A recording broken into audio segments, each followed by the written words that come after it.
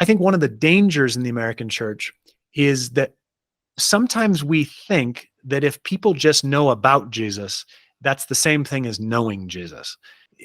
Information transfer has nothing to do with the experience of becoming a disciple of Jesus.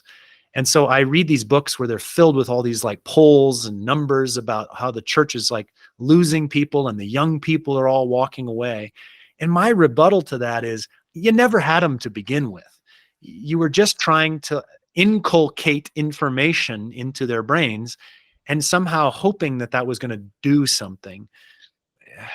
People have like a really low threshold for boredom. So my experience as a young life person who is trying to get people who have no idea about Jesus to actually get to encounter Jesus, that taught me a lot.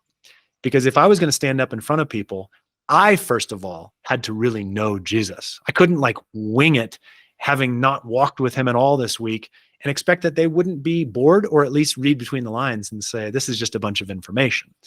So we ourselves, every single person watching this right now, you need to actually encounter and know and enjoy Jesus before you do any talking about him.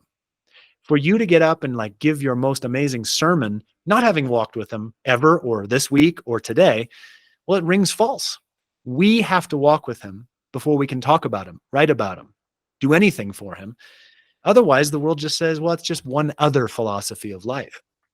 We know that it's everything. Well, we need to let it be everything in our hearts.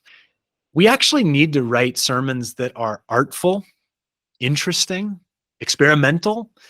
If you consistently do like the 3 points that are alliterative, like, oh, the 3 P's of following Jesus, if that's all you ever do, that is boring. I'm like bored talking about it right now. We need to actually be thinking about ways in which in the early church, they were captured by the awe of Jesus. So I bet you their sermons were 4 minutes, but it was all just gushing. We need to have more of that and less of, well, I learned this in seminary or in Bible school. We need to move off in different directions. And frankly, at times, learn from the world around us. How is it telling stories? How are we going to not emulate necessarily, but learn from so that we can grab people's imagination, teach them in a new way?